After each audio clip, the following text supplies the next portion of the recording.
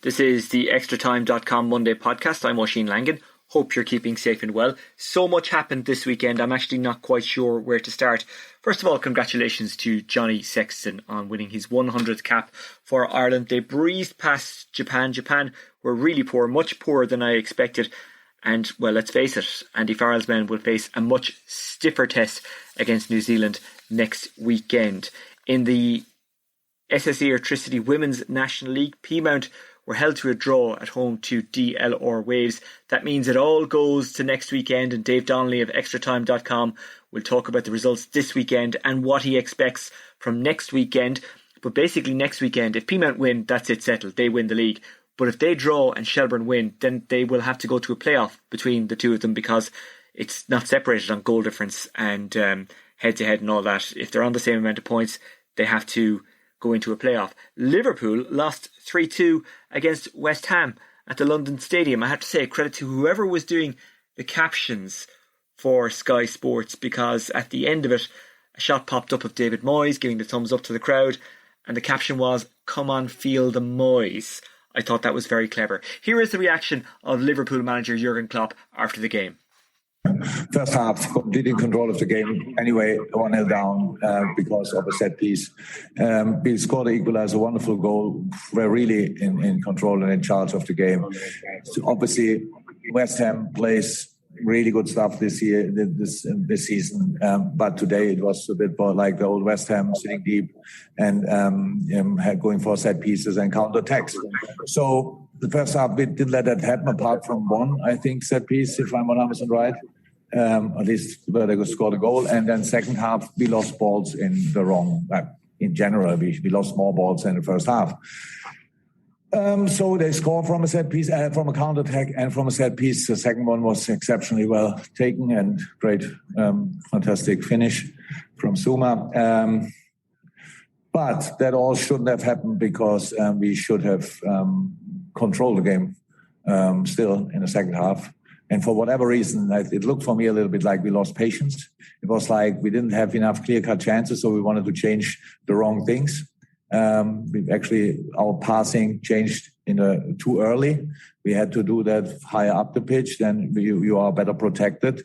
Then we were in the situations where we lost the balls.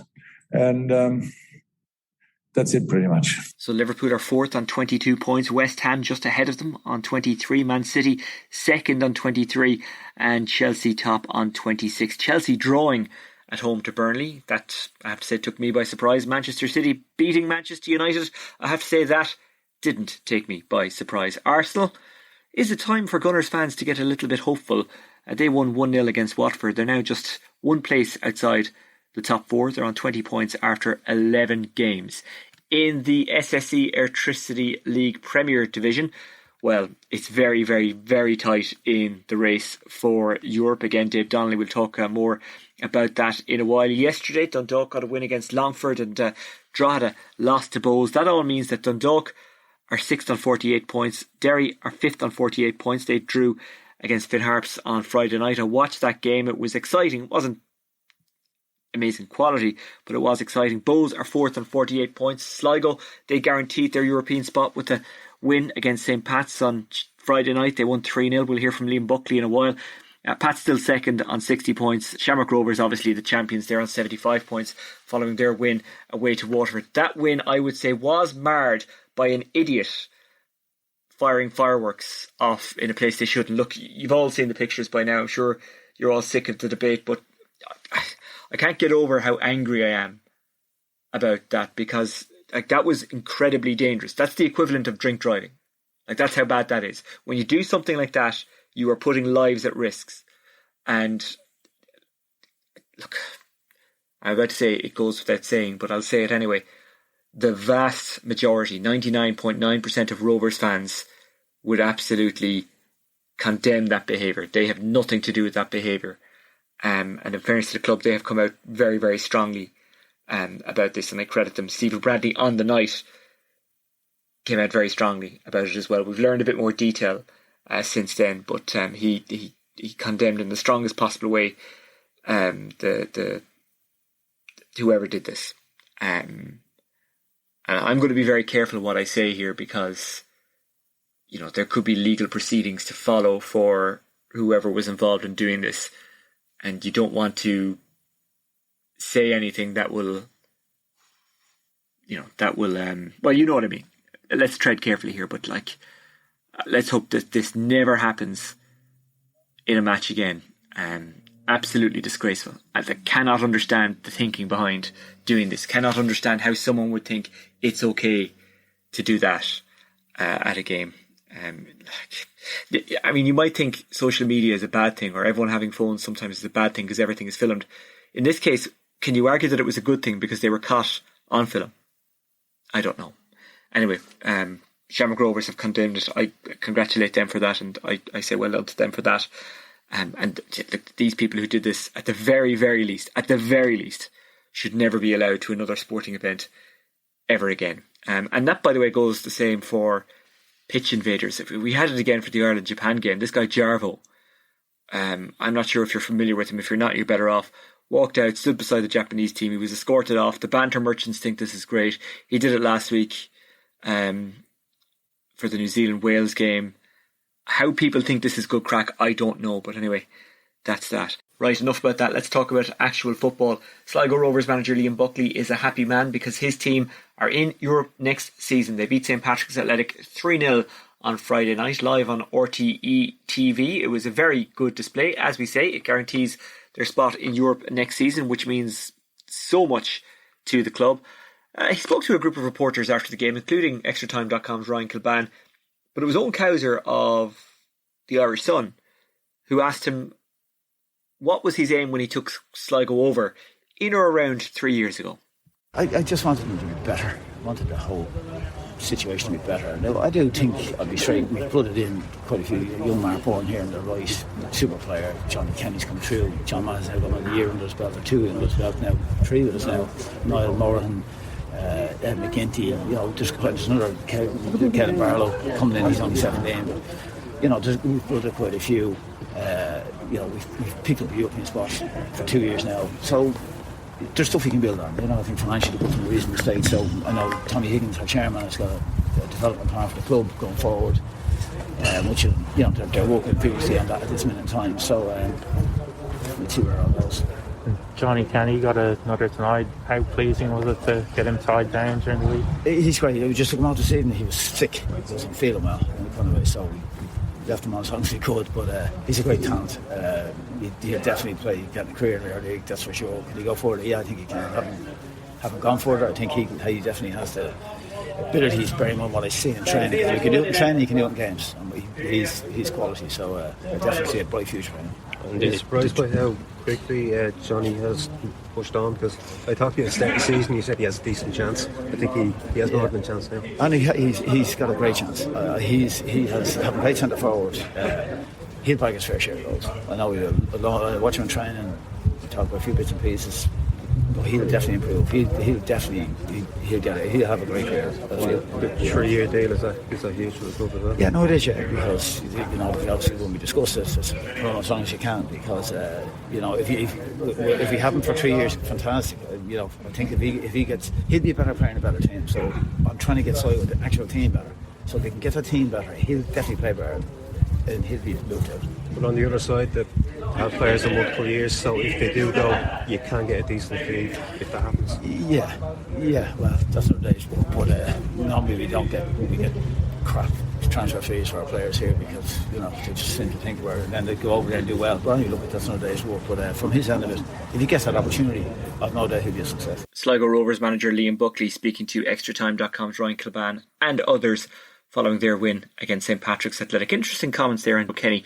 And the great thing is that they've signed him up to a long-term deal. So hopefully that means that if someone comes in and takes him away, they get a decent price for him. Let's round up the Gaelic games and hear from some of the matches over the weekend. More football to come, by the way, with Dave Donnelly of ExtraTime.com. In Cavan, in the senior football final, Gowna and Ramor United will have to do it again. They drew 10 points apiece at Kingspan Breffni Park. Interestingly enough, the other side of the Gowna parish is Mullinaghta, and they were playing in the Longford final. They had a good win against Mostram, 15 points to 6. Remember Mullinaghta from a couple of years ago winning an AIB Leinster Club Championship final. It was a great story because they're a tiny parish. In the Clare Senior Football Championship final, Éire Og Ennis beat Kilmurray Ibrican 111 to 9 points. In Derry, Glen won their first ever Senior Football Championship final, beating Schlockneil 113 to 7 points. The Watty Graham's Club, as they're also known. Here's the reaction at full time, and then we'll hear from Conor Glass, who is speaking to the Derry GAA social media channels.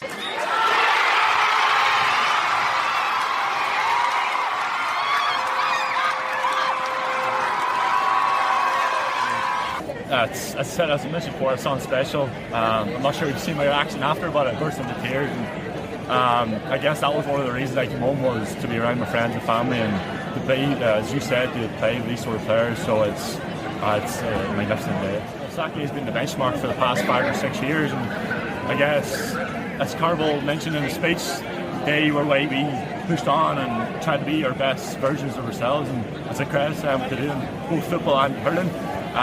But they're kind of the reasons why, and motivation to push us on further. And it took a whole team performance. They never backed down, and it shows the character that they have. And was there any point this summer, or even up to the last final whistle, that you believed that Glen could actually win the title this year? Well, I really only started to believe the last couple of minutes. We can only focus on each water break as it comes, and thankfully in the last championship quarter we were ahead and we were able to stay ahead. So it's a pretty special occasion for all of us. And you'll enjoy the celebrations in the next few days? I might go home and watch a movie or something tonight and maybe watch it back. No, I'm joking. It's also going to be a good couple of days, so looking forward to it. Looking forward to it. Conor Glass of Glen speaking to the Derry GAA social media channels following their 113 to 7 points win in the Derry County final.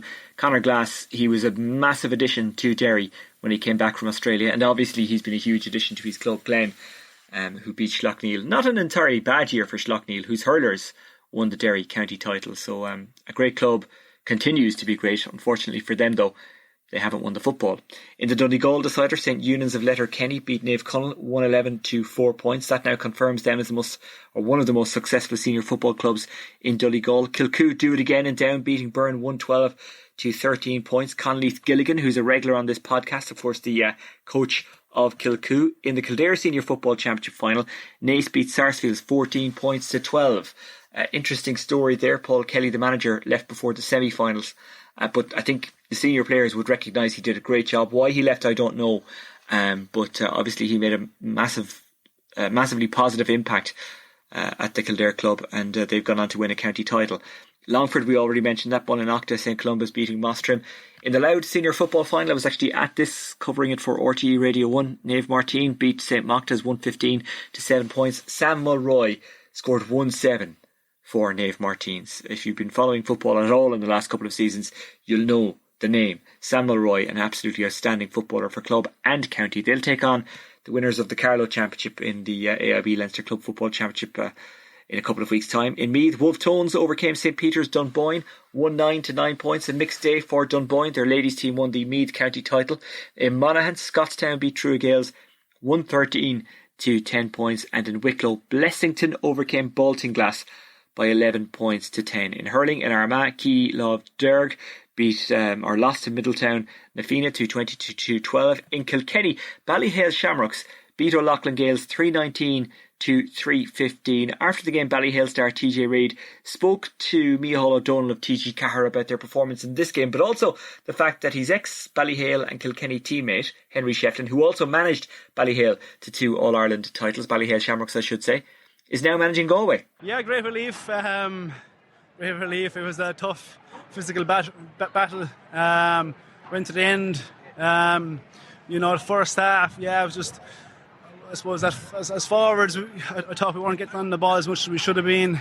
There's a few loose passes going astray. They were tackling very hard and very fast, and we knew that they were coming with a work rate that we'd never seen before, and they did that in the first half. And we said, look lads, they're going to keep going at us, but there's going to be a spell where we'll get on top. And the second half, I thought we dominated the game from start to finish. I suppose we found some space in the forwards, which the first half we weren't. So we knew that if you just keep going to the final whistle, that I suppose scores will come, and they did that in the end. While I have you, I just want to ask you one on a completely different topic. Obviously, the man that you would have grown up looking at playing with and being managed by Henry Shefflin has now moved to the opposing county, if you like, up in Galway.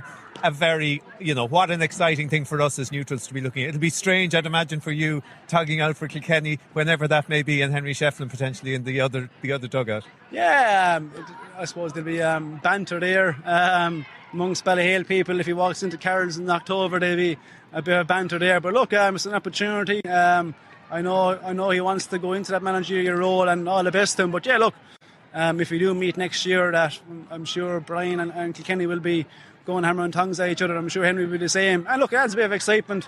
I suppose if you look at Davy Fitz on the line, he has that excitement as well. So I'm sure if Brian and Henry does meet, I suppose with social media and everything, there'll be a bit of banter about it. But look, all the best to Henry.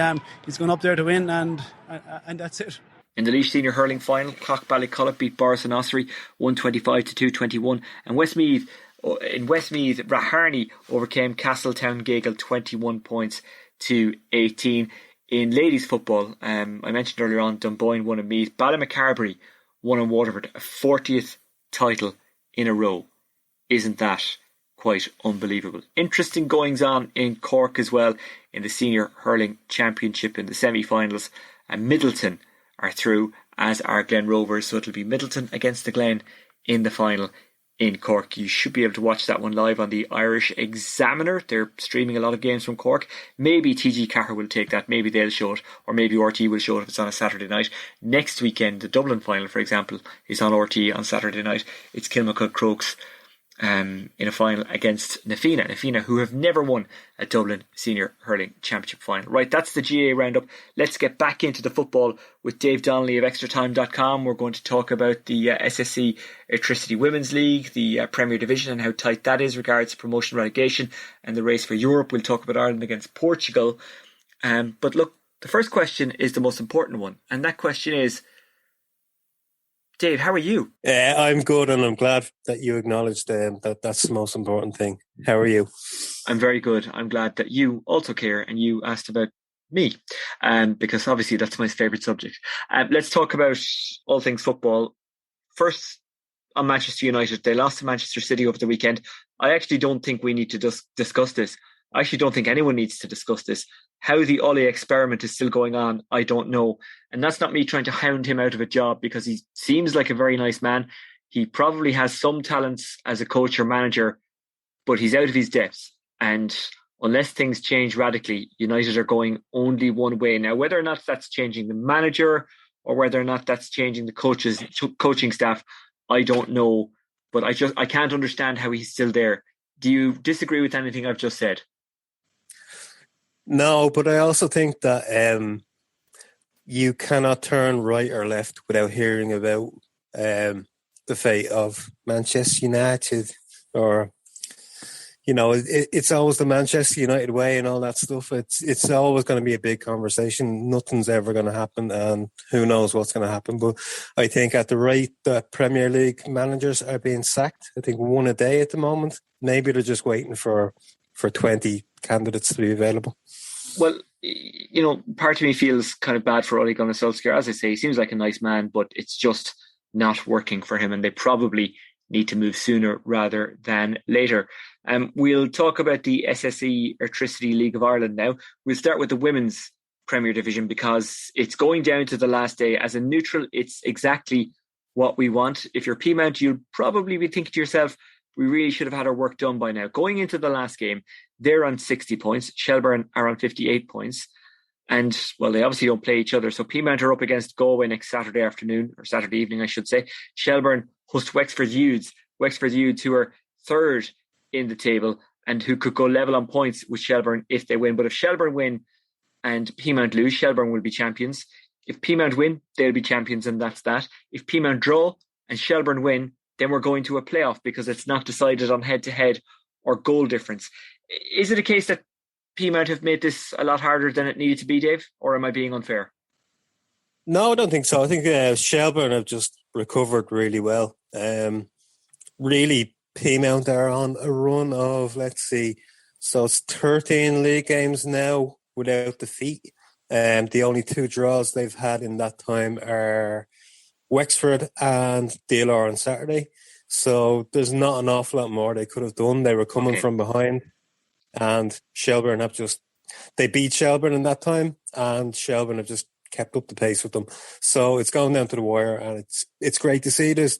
They've had to realign the two games. The Shells game has been moved to 7:30 on Saturday night to coincide with the live broadcast in TG Carr of the Peamount and Galway game. And I think it's, again, as you say, for the neutral, it's the best possible outcome, because we'll have one game on TV, we'll have another game simultaneously on LOI TV.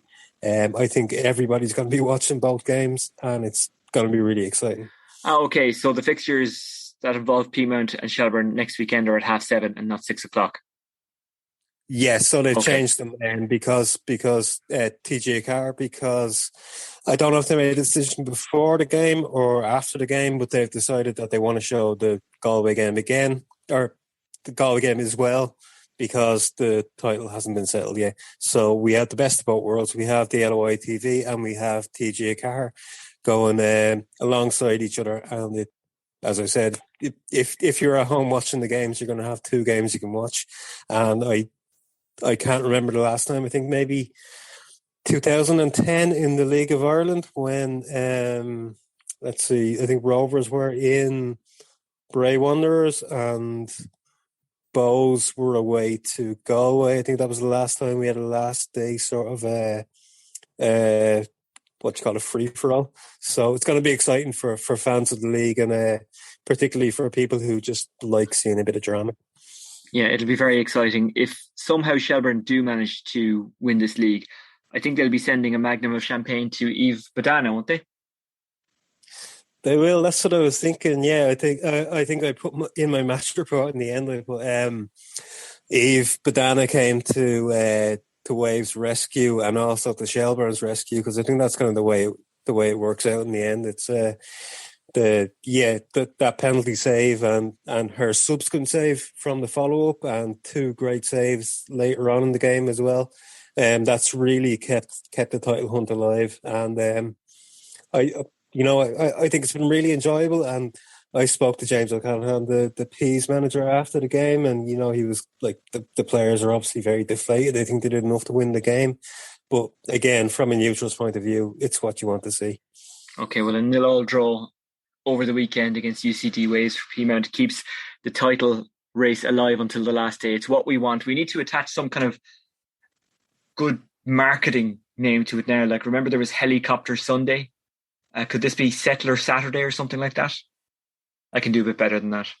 I'm not giving away gold for free, Dave. We'll have a brainstorm, as we call it, in the sports marketing and sponsorship industry. Either way, it's going to be good, and you can follow it on Shelbourne Saturday. Brilliant, yeah. Either way, you can follow it on LOI TV and TG Carr next weekend. What about the Men's League of Ireland? Today, as we speak, or yesterday I should say, we're not recording this on a Sunday and putting it out on a Monday and saying it's a Monday podcast. Dundalk had a 2-0 win against Longford, so they're still very much in the race for Europe. They're on 48 points, but they have just one more game to play, whereas Derry are on 48 points, one spot ahead of Dundalk.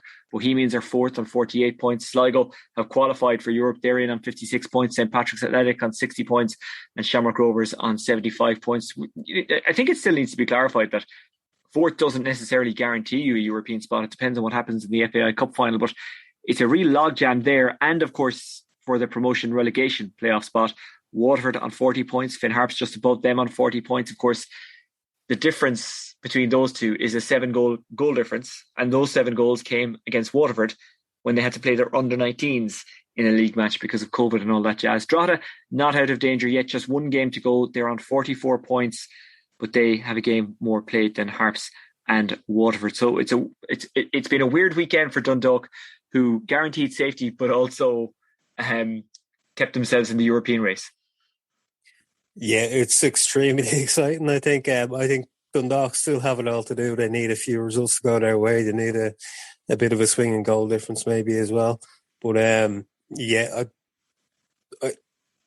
can't think of anything better going into the last 2 weeks than huge uncertainty, not just in the in terms of who's going to get into Europe, but also who might face that trapdoor and play against either, as we'll hear later on, UCD or Bray Wanderers, who, on the basis of the games today, they have a little bit in their locker. They might be able to cause teams a bit of trouble. And yeah, it's just, I think in both the men's and women's leagues, it's turned into a very exciting last few weeks. And I'm just very glad after, a few years of maybe Dundalk or Rovers last year sealing the title after, with 7, 8, 9 weeks to go and no real drama. It's just great to see that it's going all the way down to the wire. It's going into November and people are going to force me to go and sit out in the freezing cold for hours and hours on end and report on games. And I do that, so you don't have to. Yeah, but you like it, Dave. You've no life. What else would you be doing? That's true. I did write a match report while I was visibly shaking last night, and it wasn't fun, but it's probably the most fun I've ever had in my life. Yeah, I can't imagine the venue where Pima play has much in the way of press facilities, certainly not a press room where you could work away in the warmth. You're not spoiled like these Premier League reporters who are contractually obliged to be fed before games. No, there's a bench outside. Wow. Last year, I was lucky enough to get to sit inside by the stairs. That was a huge moment for me. But at the moment, with the COVID situation, with dressing rooms being split up between different parts of the building, you're not allowed to go inside, which is fair enough. But it means that my bones are taking an awful lot of abuse that they probably wouldn't otherwise have taken. Okay. And maybe if anybody wants to donate money to my osteoporosis foundation, feel free. Okay, let's talk about the playoff spots, because we thought maybe Treaty United would make the mother of all comebacks against UCD, and while they put in a great effort, ultimately they fell a bit short. They won 2-0, or was it 2-1? Sorry, they won 2-1, which means they lost 4-2 in aggregate. Galway United haven't even made the playoff semi-final or final, depending on what way you want to look at it. They were beaten by Bray in Eamon DC Park in front of 3,500 supporters. And the 3,500 supporters got to see one of the best goals you'll see. It was an absolute... I don't know if you've seen it, but the goal from Brandon Kavanagh was absolutely outstanding. Pinged it into the top corner from 20 yards. But I don't know if anybody's looking back at the goal now. It's on the league's YouTube account, or not the YouTube account, the Twitter account. The first touch that Brandon Kavanagh takes when he is going absolutely nowhere, it's just an amazing touch. He takes a full sprint, takes it right to the left, and in one movement pings the ball into the top corner. It's just a beautiful goal, and it's worthy of winning any game. What about Treaty United? In many ways, even though they won't get promoted, they won't go on to the next round, they kind of have been the story of the First Division, given they were put together pretty late. They weren't even a club this time last year, if I'm not right, or if I'm not wrong. But they went on some run. Yeah, well, they were a club. They just didn't have a team in the league yet. Okay. The women's team have been in the National League for the last 2 years. So the club was there. They just didn't have the authority to play in the League of Ireland. And they got that very late. Tommy Barrett basically put together a team in the space of a couple of weeks, maybe even less than that. And they've been absolutely fantastic. Not only have they, they haven't lived up to the stereotype of a hard-working junior, but team full of junior players stepping up to senior football. They haven't lived up to that stereotype. They've really gone beyond it. They've played some magnificent football over the last 9 or 10 months, and they fully deserve their place in the playoffs. And I think just it was just a bit too much. It was one game too many. The 3-0 in Limerick on Wednesday night was harsh on them. It's 2 late goals from Colin Whelan, 2 terrific finishes in the last 10 minutes. I think 1-0 or 2-0 at the most maybe would have been a better reflection in the game. But they came into this game and they absolutely went at it. They scored within 10 minutes. They got a second within 10 minutes of the resumption, and they were all set to they looked to me like a team that was going to go on to, if not win it outright, at least force extra time. But I'd say unfortunate. It's not unfortunate in the sense that it was a foul. I do think it deserved a red card, but it wasn't a deliberate foul. Stephen Christopher just happened to leave his foot in and catch Owen Farrell a bit late. Unfortunately, Owen Farrell has picked up an injury that maybe might be serious enough to keep him out of the rest of the playoffs. But it was unfortunate from Treaty's end because they were very much in the ascendancy at that time, and it really killed their momentum. And UCD obviously sort of with an extra man they took over, they slowed the game down. They used the sort of patient football that we're used to UCD playing. They kind of just passed it around and just made Treaty run. But they got the goal they needed in the end, and that more or less fixed the tie. And it's unfortunate because we were denied probably the last 35 minutes of 11 against 11. That would have been hugely exciting, and I think could have gone either way. But I think the right decision was made in the end. Okay, with Treaty United unlucky, UCD march on. I know you didn't see Galway United against Bray. You've only seen the goal, and I'm not surprised Brandon Kavanagh has scored a cracker because he's done that before this year. In fact, it was one of the first games against Shelbourne, actually. I saw him score an amazing goal. We actually had commentary of that game on extratime.ie. But it's really surprising that Galway United haven't even made the first division part of the playoff finals, isn't it? Yeah, well, they were the top contender to Shelbourne for the second half of the season, and I think it's a huge surprise considering they finished second that Bray and fifth have been able to overcome them. But especially over two games in a one-off game, you'd see a surprise happening. But I just think that it sounds like Gary Cronin's done an amazing job there at Bray. They're an amateur team compared to Galway, who are fully professional. They've gone out and from what I heard, they bored their way to a 0-0 in the Carlisle grounds, but they've gone to Eamon DC Park in front of a massive hostile crowd and won the game and won it with, as I said before, what a goal. And then they will really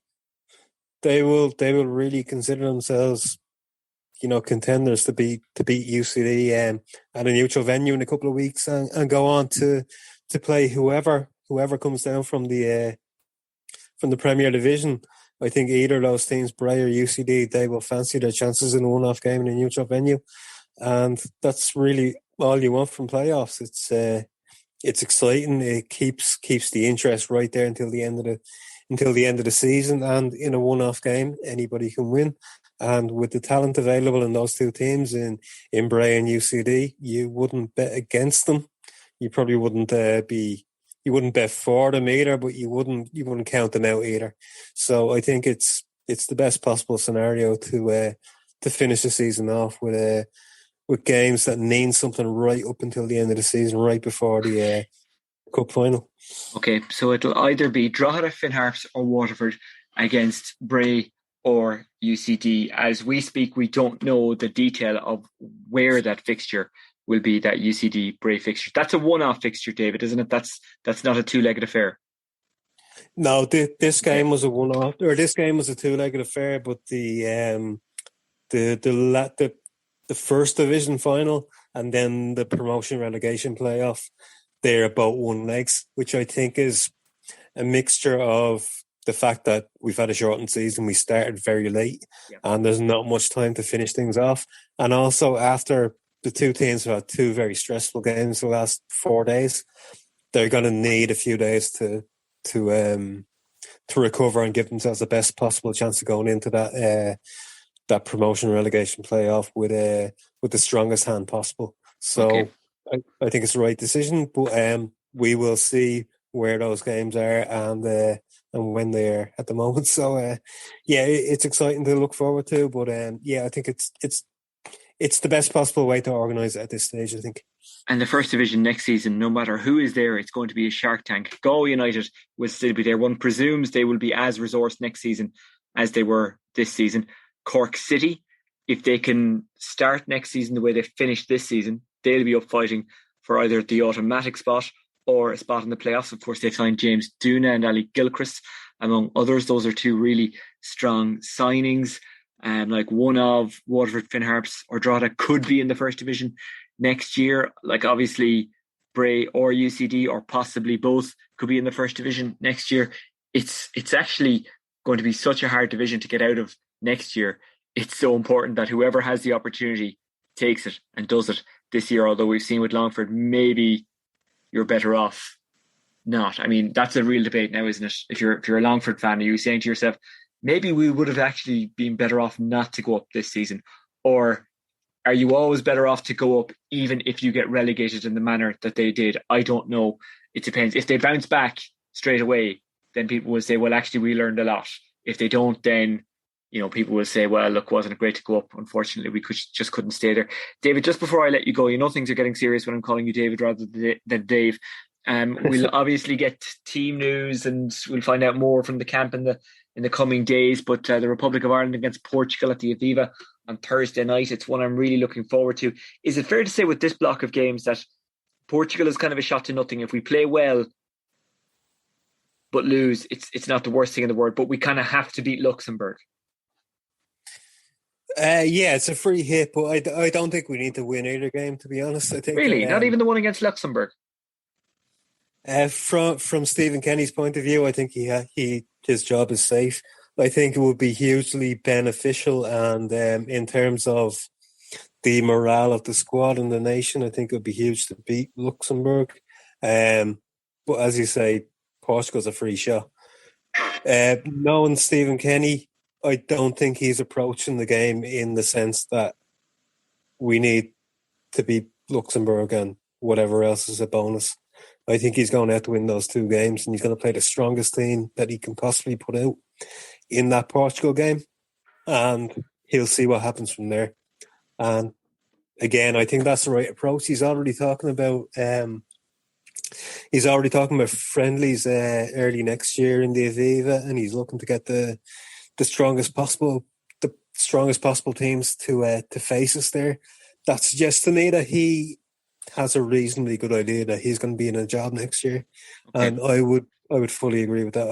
I don't, barring maybe losing 14-0 to Portugal and losing against Luxembourg as well, I think his job is safe. But I think for morale going into next year, going into the new campaign and going into taking the squad forward, I do think that at least one win in this window would be huge. I think they have it in it. I think they can win both games, but you wouldn't say no to 3 points against Luxembourg and a narrow defeat to Portugal either. But I do think he's targeting the Portugal game rather than the Luxembourg game.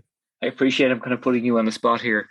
Do you think we'll see any changes in the starting 11? Do you think maybe Jason Knight could start? I mean, obviously Callum Robinson, he's fit now, so he'll start again, which is a good thing. Aside from that, do you see maybe any tweaks or changes? I think the Qatar team is as close as possible, I think, to what we want. I know Jamie McGrath is still a little bit of a question mark in terms of his fitness going into the games, but apart from that, I know Chidozie Bene, he tends to pick up a knock or two. But I think if all the players from the Qatar game are available, plus Alan Brown has come in and another player whose name escapes me, there's two new faces or two returning faces in the squad. But I think he more or less hit on the team that he wants in that Qatar game, and I think he'll stick as closely as possible as he can to that. Okay, Dave Donnelly of extratime.com. Thank you very much for joining us. And God, I was going to say we got our money's worth out of you this week, but neither you or I get paid for this, so I'm not sure what the phrase is here. We flogged you this week? Don't tell them. Shut up. Sorry. I mean, Dave, you're so expensive. I'm glad we got our money's worth out of you this week. We really had to squeeze you for every drop because we give you so much money. We had to justify it. That's it, yeah. There we go. Okay, Dave Donnelly of extratime.com. Thank you for joining us on the extratime.com Monday podcast. You're very welcome, Oisin, and I hope you're well. Well, that's it for the extratime.com Monday podcast. We've had a very busy one today between rugby, GA and soccer/association football. Thank you for joining us. We're back next Friday morning. I remember you can get me on @Oisin Langan, that's my Twitter account, or you can get Extra Time at Extra Time News. If you have a story that you want told, or if there's something that we're not doing that we should be doing in your opinion, we would love to hear from you. I was going to say I don't have an ego, so I can take the criticism. I do have an ego, and I can't take the criticism, but I'll get over my tears once you have a go at me. And I'll learn from it, and I'll try to be better. I want to be better for you. You make me want to be a better man. I mean it too. Okay, that's it. I'll talk to you next weekend. Have a good week. Hopefully Ireland can do it against Portugal next Thursday. And you know what? There's never an inappropriate time to play this.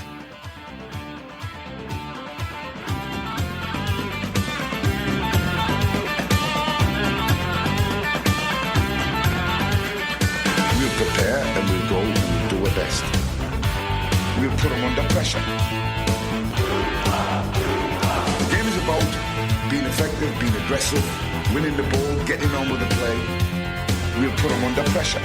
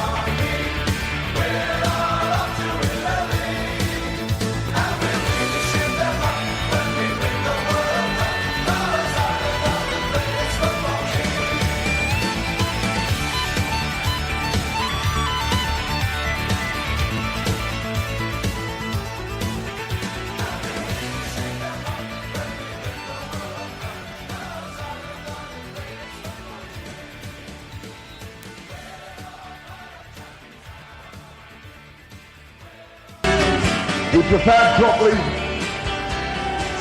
had a little bit of sun. We ate well. And we drank very little.